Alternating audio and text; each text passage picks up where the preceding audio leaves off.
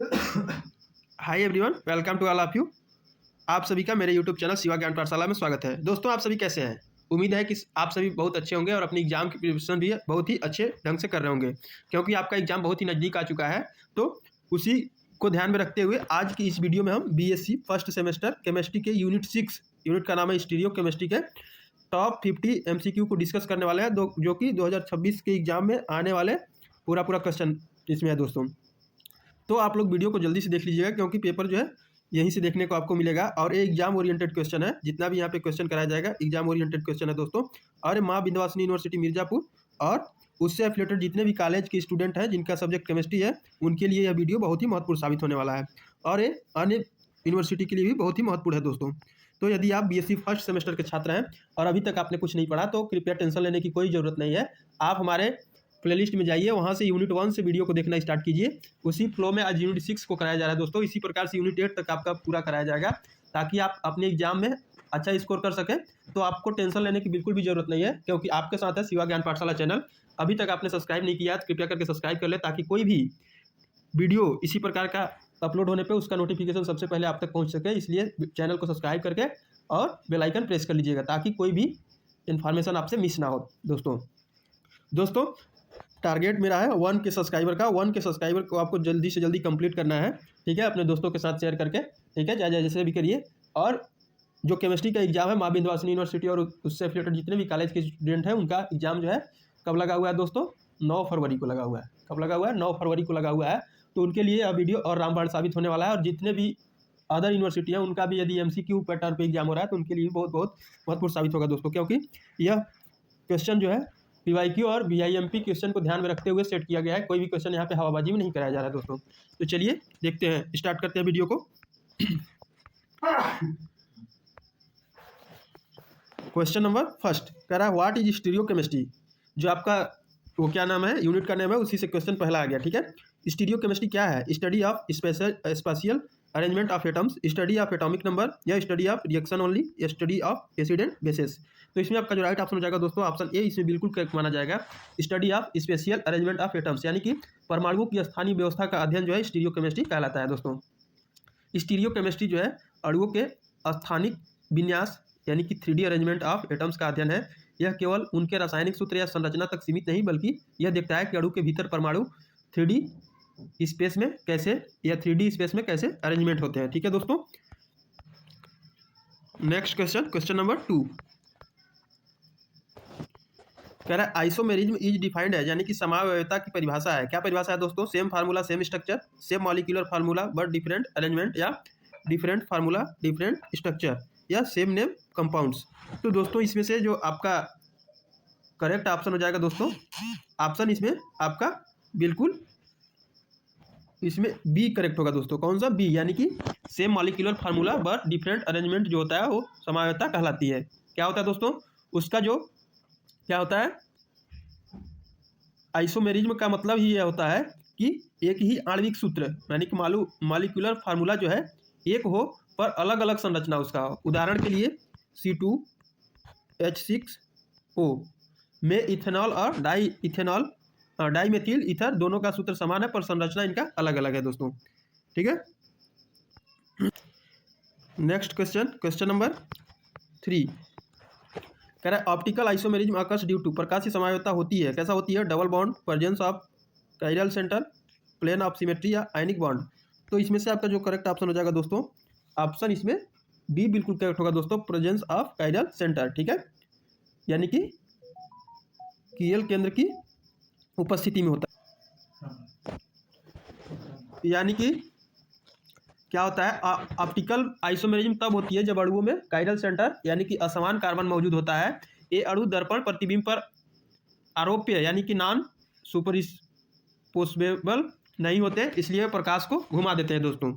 Question number 4 a molecule is chiral if it, यानी कि एक अणु कायरल होता है यदि has plane of symmetry, is superimposable on mirror image, या और is non superimposable on mirror image, has double bond. तो इसमें से राइट ऑप्शन हो जाएगा ऑप्शन सी बिल्कुल करेक्ट होगा दोस्तों, यानी कि दर्पण प्रतिबिंब पर आरोप्य न हो, यानी कि आरोपित न हो। एक अणु तभी कीरल कहलाता है जब उसका प्रतिबिंब यानी कि दर्पण प्रतिबिंब उस पर पूरी तरह मेल नहीं खाता। अगर पूरी तरह मेल खाता तो वह अकाइरल हो जाता। ठीक है दोस्तों। क्वेश्चन नंबर 5 कह रहा है which compound is optically inactive. कौन सा यौगिक प्रकाशीय रूप से निष्क्रिय होता है? Enantiomer, chiral molecule, racemic mixture, D isomer. तो इसमें से राइट ऑप्शन हो जाएगा ऑप्शन सी, रेसमिक मिक्सचर। ठीक है, यानी कि क्या होगा दोस्तों, रेसमिक मिक्सचर में दो क्या होते हैं, दोस्तों एनएटी आइसोमर्स होते हैं। ठीक है, आइसोमर्स होते हैं कि मात्रा क्या होते हैं, मात्रा जो है समान होती है। एक पॉजिटिव और एक नेगेटिव घूर्णन करते हैं। इसका प्रकाश की प्रभाव शून्य हो जाता है, इसलिए यह ऑप्टिकली जो है इनएक्टिव हो जाता है, यानी निष्क्रिय हो जाता है। क्वेश्चन नंबर 6 कह रहा है एनेंटियोमर है, यानी कि एनेंटियोमर में होता है same physical properties except optical rotation या different molecular formula, different connectivity या सेम रोटेशनल डायरेक्शन। तो इसमें से राइट ऑप्शन हो जाएगा ऑप्शन ए बिल्कुल करेक्ट होगा दोस्तों, same physical property expect optical rotation. ठीक है, यानी कि क्या इसका मतलब हो गया कि एनेंटियोमर्स जो होते हैं उनके रासायनिक और भौतिक गुण लगभग क्या होते हैं, समान होते हैं, जैसे मेल्टिंग पॉइंट, बॉइलिंग पॉइंट, लेकिन वे प्रकाश की दिशा में विपरीत घूर्णन करते हैं, उल्टा घूमने लगते हैं दोस्तों। ठीक है, क्वेश्चन नंबर 7 डायस्टीरियोमर आर, यानी कि डायस्टीरियोमर होते हैं mirror image, non mirror image, stereo isomers या आइडेंटिकल कंपाउंड्स या स्ट्रक्चरल आइसोमर्स। तो इसमें से राइट ऑप्शन हो जाएगा आपका ऑप्शन बी बिल्कुल करेक्ट होगा दोस्तों, यानी कि डाई स्टीरियोमर्स होते हैं ऐसे स्टीरियोमर्स हैं जो एक दूसरे के दर्पण प्रतिबिंब नहीं है, वे एनेंट आइसोमर्स की तरह नहीं होते हैं दोस्तों ये आपको वीडियो हेल्पफुल लग रही हो तो वीडियो को लाइक जरूर करिएगा।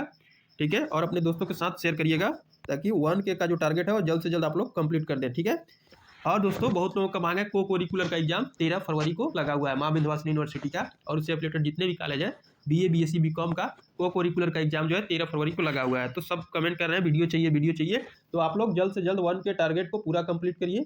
आपको इस प्रकार का वीडियो प्रोवाइड कराया जाएगा ताकि क्या होता है कि वहीं से आपको पूरा क्वेश्चन देखने को मिलेगा। ठीक है, स्मार्ट स्टडी आप लोग कर सकते हैं। ठीक है, कोई ज़्यादा इधर उधर पढ़ने की जरूरत नहीं है क्योंकि आपके साथ है शिवा ज्ञान पाठशाला चैनल। ठीक है, और क्या है कि वीडियो सभी लोग देखते हैं, लेकिन जैसे 300 लोग वीडियो देखे तो क्या होता है लाइक 3-4 आता है। ठीक है, तो ऐसा नहीं करेंगे आप लोग, जितने लोग देखते हैं कृपया एक बार लाइक जरूर कर दीजिएगा, क्योंकि लाइक करने में तो आपका कुछ लगता नहीं होगा।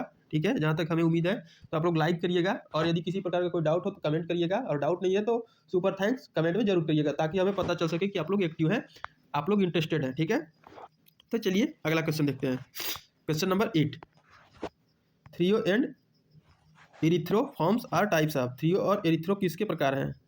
एनेंटियोमर के और कन्फार्मर्स के, डायस्टीरियोमर के या स्ट्रक्चरल आइसोमर्स के। तो इसमें आपका जो राइट ऑप्शन हो जाएगा दोस्तों ऑप्शन सी बिल्कुल करेक्ट होगा दोस्तों, डायस्टीरियोमर्स। ठीक है, यानी कि थ्रियो और इरिथ्रो डायस्टीरियो आइसोमर्स के नाम है। ये चरणबद्ध कायरल सेंटर वाले मॉलिक्यूल्स में पाए जाते हैं, यानी प्रेजेंट होते हैं, और नॉन मिरर इमेज होते हैं। क्वेश्चन नंबर 9 कह रहा है कि मेसो कंपाउंड आर, यानी कि मेसो यौगिक होते हैं किस प्रकार के होते हैं? ऑप्टिकली एक्टिव होते हैं, कायरल मॉलिक्यूल्स होते हैं, optically inactive with stereo centres या रेसमिक मिक्सचर। तो इसमें से आपका जो करेक्ट ऑप्शन हो जाएगा ऑप्शन सी बिल्कुल इसमें राइट होगा दोस्तों, यानी कि optically inactive with stereo centre. ठीक है, मेसो कंपाउंड्स में दो से अधिक कायरल सेंटर होते हैं, लेकिन अणु के भीतर सिमेट्री के कारण ऑप्टिकली एक्टिविटी नहीं होती है दोस्तों। ठीक है, नेक्स्ट क्वेश्चन नंबर 10 कह रहा number of stereogenic centre in meso compound is, यानी कि मेसो यौगिक में स्टीरियोजेनिक केंद्रों की संख्या होती है, 0 होती है, 1 होती है, 2 और मोर, ओनली 1 ऑलवेज। तो इसमें से आपका जो राइट ऑप्शन हो जाएगा दोस्तों ऑप्शन सी बिल्कुल करेक्ट होगा, 2 या 2 से अधिक। ठीक है, मेसो कंपाउंड्स में कम से कम 2 असिमेट्रिक कार्बन एटम होते हैं, लेकिन उनकी सममिति के कारण ये ऑप्टिकली इनएक्टिव रहते हैं। दोस्तों यदि जो लोग थ्योरी का क्लास किए होंगे उनको क्वेश्चन अच्छे समझ में आ रहा होगा, जो नहीं किए होंगे क्योंकि ये केमिस्ट्री है। ठीक है, तो आप लोगों को वीडियो 2 से 3 बार देखना पड़ेगा ताकि आपको याद करना पड़ेगा। ठीक है, समझ में तो आएगा नहीं इतना जल्दी क्योंकि आप लोगों ने थ्योरी क्लास नहीं किया होगा। तो ठीक है, इसलिए 2 से 3 बार वीडियो को देख करके जाएंगे तो आपको पूरा क्वेश्चन पेपर यहीं से देखने को मिलेगा और आप अच्छा स्कोर कर सकते हैं। और अभी तक आपने पार्ट 1 से वीडियो देखना नहीं शुरू किए हैं तो प्लेलिस्ट में जाएंगे हमारे चैनल के, वहाँ से आप शुरू से देखना शुरू करेंगे। ऐसा नहीं कि जहाँ से करा रहे हैं वहीं से शुरू कर दिए, नहीं, ऐसा नहीं करना है। यूनिट 1 से शुरू करना है और यूनिट 8 तक आपको धीरे धीरे करना है, ठीक है। अभी आपके पास बहुत टाइम है। एग्जाम से एक दिन पहले भी देखना शुरू करते हैं तो आप अपना एग्जाम में अच्छा स्कोर कर सकते हैं, लेकिन वीडियो को 2 से 3 बार देख के जाएंगे तो आपके लिए और बहुत ज़्यादा हेल्पफुल होगा। नेक्स्ट क्वेश्चन, क्वेश्चन नंबर 11 कह रहा है resolution of racemic mixture means, यानी कि रेसेमिक मिश्रण का रिजोल्यूशन है क्या है? Heating the mixture, separation of enantiomer या मिक्सिंग एनेंटियोमर या क्रिस्टलाइजेशन ओनली। तो इसमें राइट ऑप्शन हो जाएगा आपका ऑप्शन बी बिल्कुल करेक्ट होगा दोस्तों, सेपरेशन ऑफ एनेंटियोमर, ठीक है। यानी कि रेशमिक मिक्सचर से प्रत्येक एनेंट आयोमर को अलग करना रिसोल्यूशन कहलाता है, ठीक है दोस्तों। नेक्स्ट क्वेश्चन, क्वेश्चन नंबर 12 कह रहा है inversion, retention and racemization are related to, यानी कि इन्वर्जन और रिटेशन और रेसिमाइजेशन संबंधित है, किससे संबंधित है? रिएक्शन मैकेनिज्म से, ऑप्टिकल एक्टिविटी से, बॉन्ड लेंथ से, मॉलिक्यूलर वेट से। तो दोस्तों इसमें से आपका जो राइट ऑप्शन हो जाएगा ऑप्शन ए बिल्कुल करेक्ट होगा दोस्तों। इसमें इन्वर्जन, रिटेशन और रेसिमाइजेशन जो है रिएक्शन मैकेनिज्म से रिलेटेड है, ठीक है। यानी कि ये टर्म जो है स्टीरियो केमिस्ट्री में रिएक्शन मैकेनिज्म के दौरान मॉलिक्यूल्स के कॉन्फ़िगरेशन बदलने या बनाए रखने के लिए यूज किए जाते हैं। क्वेश्चन नंबर 13 कह R and S system is based on, R और एस प्रणाली आधारित है किस पे है? मॉलिक्यूलर वेट पे, सीआईपी प्रायोरिटी रूल्स पे, बॉइलिंग पॉइंट पे, डेंसिटी पे। तो इसमें से राइट ऑप्शन हो जाएगा आपका ऑप्शन सी, यानी कि सीआईपी प्रायोरिटी रूल्स, ठीक है। आरएस सिस्टम में अब सीआईपी का फुल फॉर्म क्या होता है? तो होता है कोहन यानी कि कहन इन गोल्ड प्रीलोग प्रायोरिटी रूल्स का प्रयोग करके कायरल सेंटर के सब्स्टिट्यूशन को क्रमांकित किया जाता है दोस्तों। क्वेश्चन नंबर 14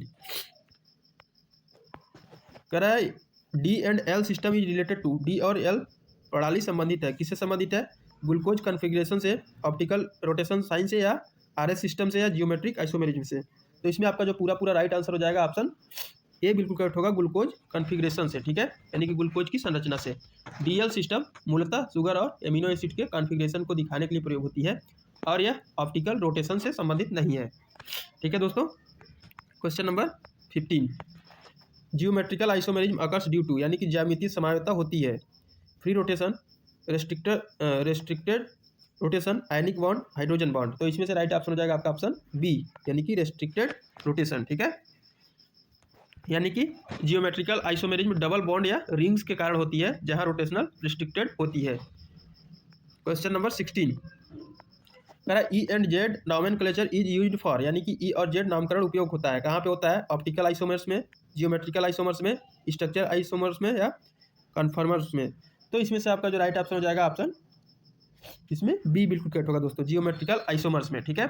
यानी कि ई जेड सिस्टम जो होता है सीस और ट्रांस से ज्यामितीय आइसोमेरिज्म को डिस्क्राइब करने के लिए इस्तेमाल किया जाता है दोस्तों। यदि आपने थ्योरी क्लास किया होगा तभी आपको यहाँ से अच्छे समझ में आएगा, नहीं किया होगा तो वीडियो को 2 से 3 बार देखेंगे तो आपको क्वेश्चन और ऑप्शन इसका याद हो जाएगा, आप एग्जाम में अपना अच्छा स्कोर कर सकेंगे।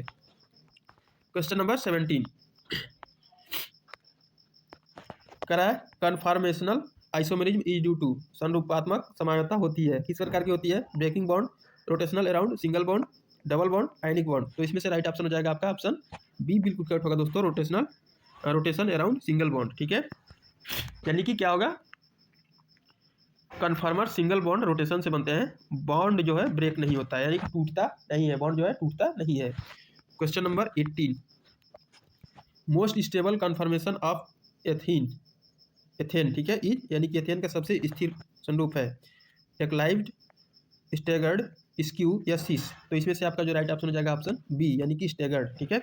एथेन में स्टेगर्ड कन्फर्मेशन सबसे कम एनर्जी वाला होता है क्योंकि इसमें एटम्स के बीच रिपल्सन जो है न्यूनतम होता है, बहुत कम होता है।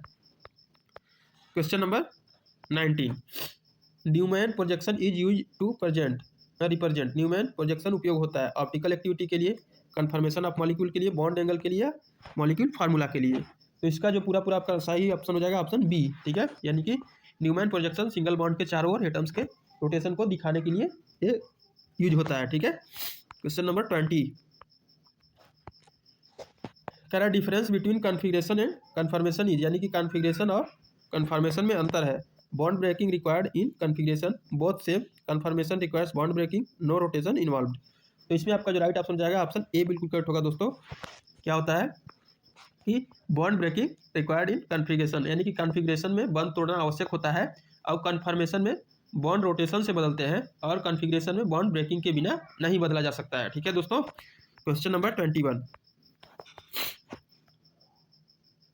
कह रहा है which of the following has a plane symmetry, निम्न में से किसमें सममिति तल होता है? कायरल मॉलिक्यूल में, मेसो कंपाउंड में, एनेंट आइओमर में, ऑप्टिकली एक्टिव कंपाउंड में। तो इसका राइट ऑप्शन हो जाएगा ऑप्शन बी, यानी कि मेसो कंपाउंड में। ठीक है, मेसो कंपाउंड में प्लेन ऑफ सिमेट्री होता है, जिससे ऑप्टिकल इनएक्टिविटी होती है। दोस्तों यदि आपको वीडियो थोड़ा सा भी हेल्पफुल लग रहा हो तो वीडियो को लाइक जरूर करें, सभी लोग लाइक करें, जितने लोग देखते हैं लाइक जरूर करें। ठीक है, और 1 के टारगेट को जल्दी से जल्दी कंप्लीट करें अपने दोस्तों के साथ शेयर करके, ताकि आपको और अच्छा कंटेंट डिलीवर हो सके। अभी तो स्टार्टिंग है दोस्तों, इसी तरीके से आप यदि हर सेमेस्टर में हेल्प चाहते हैं तो कृपया चैनल को सब्सक्राइब करें, लाइक करें और प्यारे प्यारे कमेंट करें, ताकि हमें पता चल सके कि आप लोग एक्टिव हैं, आप लोगों को इंटरेस्टेड है ये वीडियो, तो और अच्छा कंटेंट आपको डिलीवर किया जाएगा।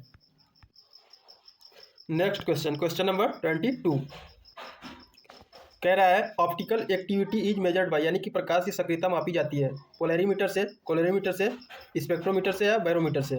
तो इसमें से आपका जो राइट ऑप्शन हो जाएगा दोस्तों ऑप्शन ए बिल्कुल करेक्ट होगा जो दोस्तों, यानी कि प्रकाश की सक्रियता जो है वो किसके द्वारा मापी जाती है? पोलैरीमीटर से। किससे? पोलैरीमीटर से।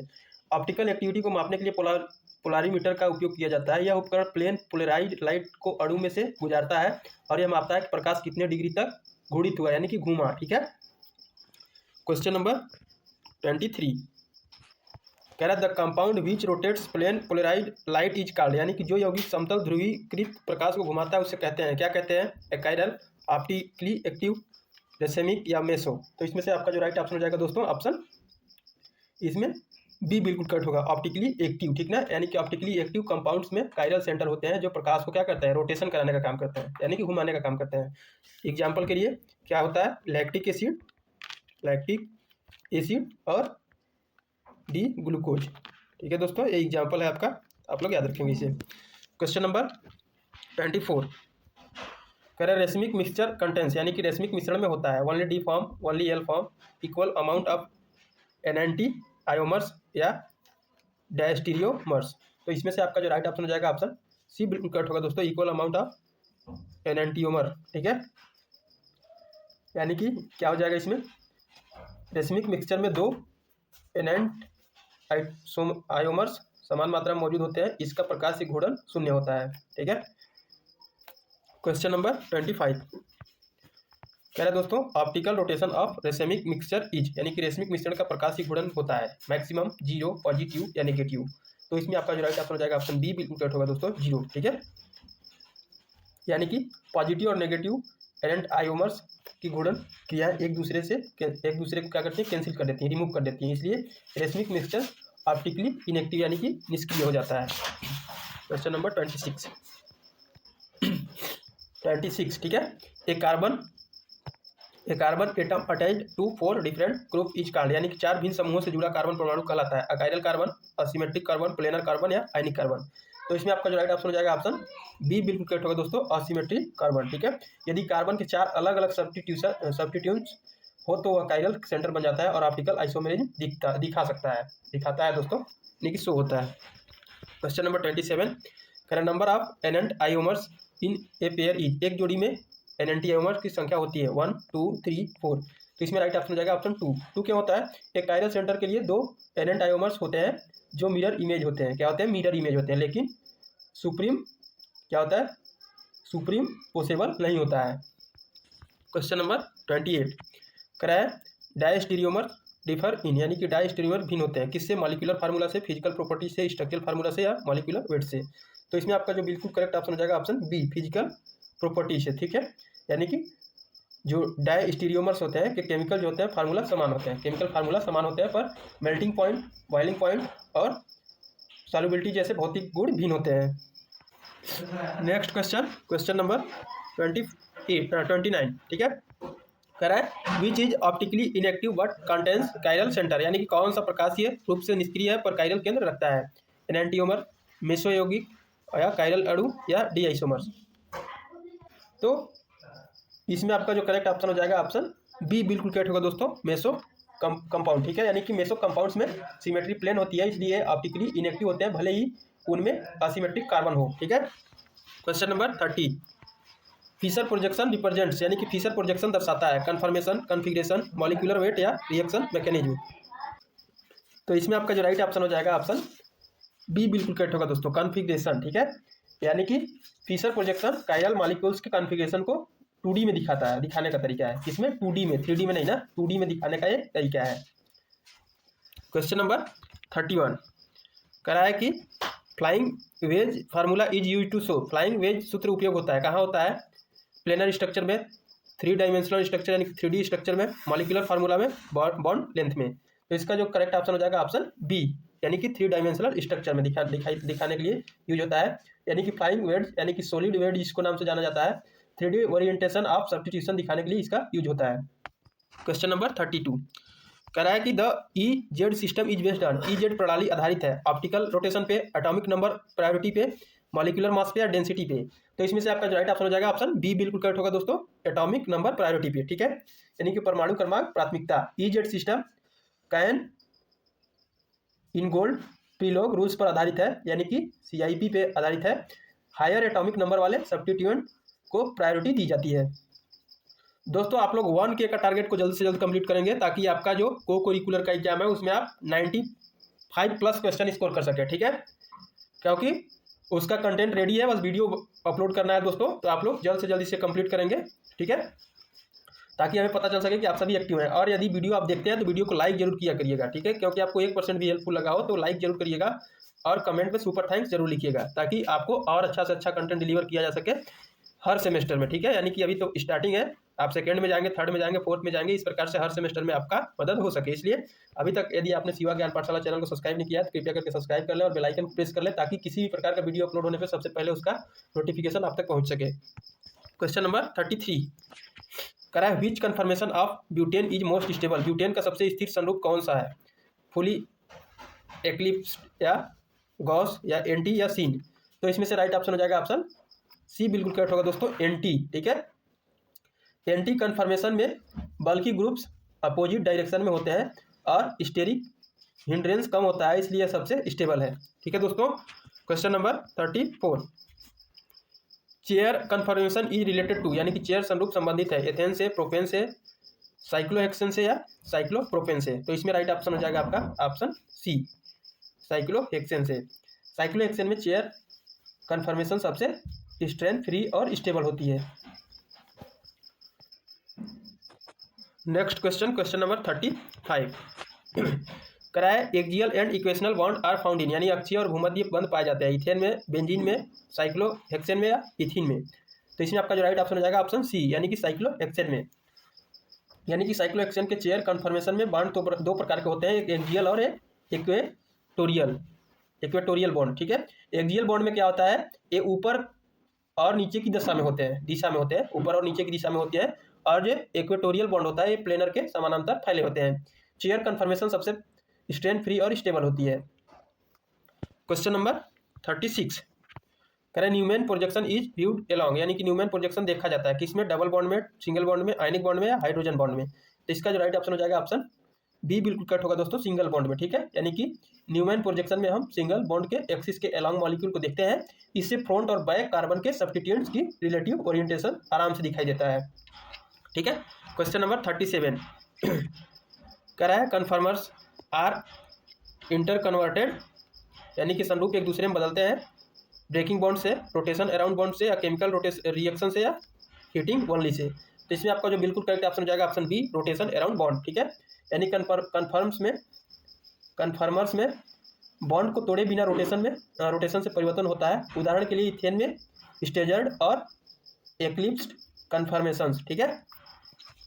क्वेश्चन नंबर 38 कह रहा है configuration can not be change without, यानी कि विन्यास नहीं बदला जा सकता बिना किसके बिना, रोटेशन के बिना, बॉन्ड ब्रेकिंग के बिना, हीटिंग के बिना या प्रेशर के बिना। तो इसमें राइट ऑप्शन हो जाएगा ऑप्शन बी, यानी कि बॉन्ड ब्रेकिंग के बिना जो है विन्यास नहीं बदला जा सकता है।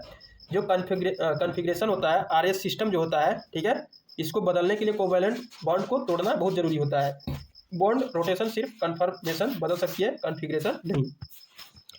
Question number 39 which compound show geometrical isomerism, कौन सा यौगिक ज्यामितीय समानता दिखाता है? इथेन, एथीन, ब्यूटूइन या मीथेन। तो इसमें से राइट ऑप्शन हो जाएगा ऑप्शन सी, ब्यूटूइन।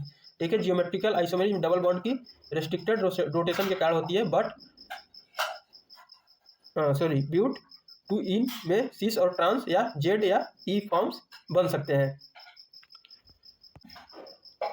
क्वेश्चन नंबर 40 कह रहा है cis trans isomerism is a type of, cis trans समानता है ऑप्टिकल आइसोमेरिज्म, जियोमेट्रिकल आइसोमेरिज्म या स्ट्रक्चरल आइसोमेरिज्म, कन्फर्मेशनल आइसोमेरिज्म। तो इसमें से आपका जो करेक्ट ऑप्शन हो जाएगा ऑप्शन बी। दोस्तों यहाँ पे आपको थोड़ा सा फास्ट क्वेश्चन कराया जा रहा है क्योंकि आपका एग्जाम जो है बहुत नज़दीक है दोस्तों। ठीक है, तो आप लोग जल्दी जल्दी वीडियो को देखेंगे और अपना एग्जाम में अच्छा स्कोर कर सकेंगे। ठीक है, यानी कि सिस और ट्रांस जो होता है आइसोमेरिज्म जियोमेट्रिकल आइसोमेरिज्म का सबसेट है।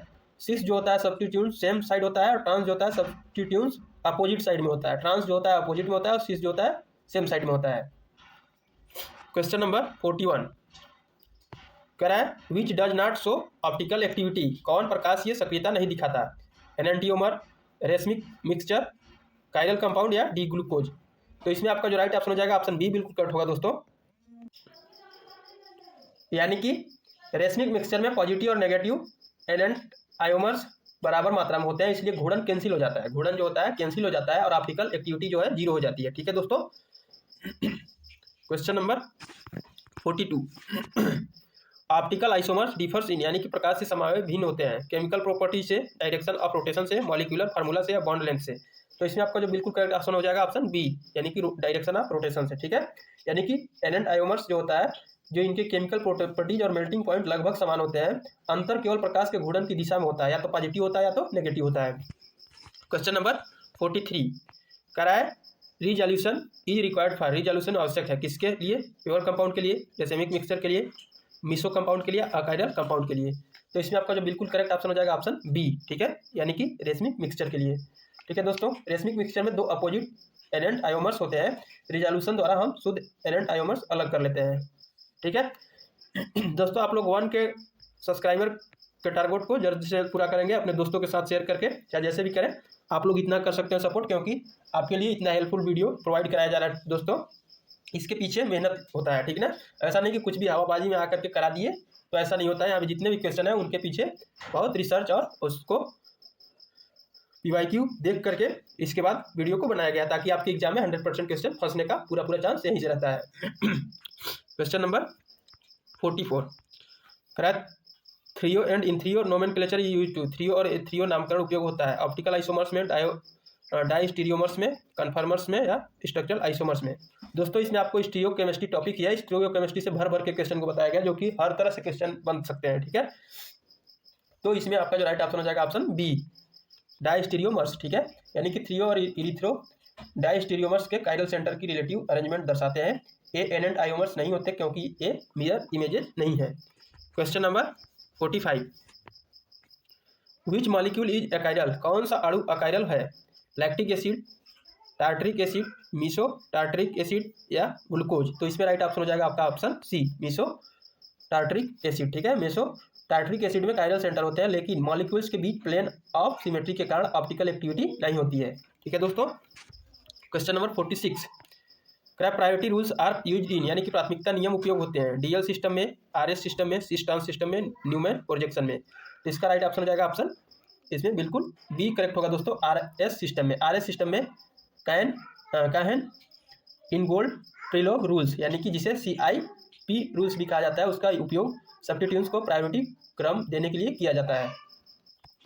Question number 47 optical activity depends on, प्रकाशीय सक्रियता निर्भर करती है किस पे करती है? मॉलिक्यूलर सिमेट्री पे, मॉलिक्यूलर वेट पे, डेंसिटी पे, बॉइलिंग पॉइंट पे। तो इसमें आपका जो राइट ऑप्शन हो जाएगा ऑप्शन ए बिल्कुल करेक्ट होगा दोस्तों, मॉलिक्यूलर सिमेट्री पे। ठीक है, यानी कि ऑप्टिकल एक्टिविटी के लिए असिमेट्री कायरल सेंटर और असिमेट्री जरूरी है।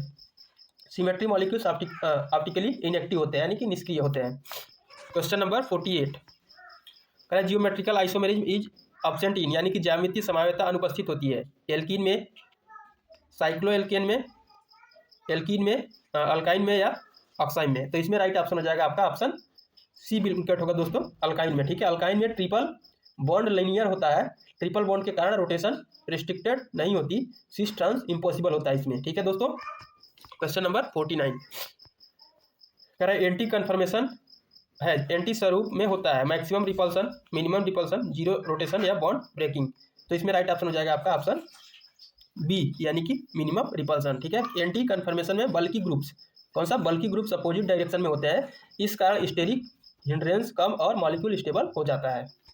क्वेश्चन नंबर 50 और इस यूनिट का अंतिम क्वेश्चन है दोस्तों, which topic is not included in stereo chemistry, stereo chemistry में कौन सा विषय शामिल नहीं है, optical isomerism, geometrical isomerism, conformational analysis या इलेक्ट्रोकेमिस्ट्री। तो इसमें से राइट ऑप्शन हो जाएगा आपका ऑप्शन डी, ए इसमें इंक्लूड नहीं है स्टीरियो केमिस्ट्री में। ठीक है, स्टीरियो केमिस्ट्री में शामिल टॉपिक्स जो है ऑप्टिकल आइसोमेरिज, जियोमेट्रिकल आइसोमेरिज में और conformational analysis. Electrochemistry stereo chemistry का हिस्सा नहीं है दोस्तों यदि आपको वीडियो या थोड़ा सा भी हेल्पफुल लगे तो वीडियो को लाइक जरूर करें, जितने लोग वीडियो को देखते हैं लाइक जरूर किया करें, ताकि हमें पता चल सके कि आप लोग एक्टिवेट हैं और आप इंटरेस्टेड हैं। ठीक है, तो भी तभी अगला पार्ट आएगा दोस्तों, और आप लोग 1K का जो टारगेट है उसको जल्द से जल्द कंप्लीट करने में हमारा सपोर्ट करेंगे दोस्तों। और आप लोग कमेंट में लिखेंगे सुपर थैंक्स, और यदि किसी प्रकार का कोई डाउट हो तो कमेंट सेक्शन में कमेंट करके पूछ सकते हैं। और यदि आप हमारे टेलीग्राम चैनल से जुड़ना चाहते हैं तो डिस्क्रिप्शन में उसका लिंक दिया हुआ है, वहाँ से जाकर के आप टेलीग्राम लिंक में जुड़ सकते हैं। ठीक है, तो चलिए आप लोग 1K को जल्दी जल्दी पूरा करेंगे टारगेट को। ठीक है, ताकि आपको और अच्छा से अच्छा कंटेंट डिलीवर कराया जा सके। तो चलिए अगले वीडियो में अगले टॉपिक के साथ मिलते हैं, तब तक के लिए थैंक यू।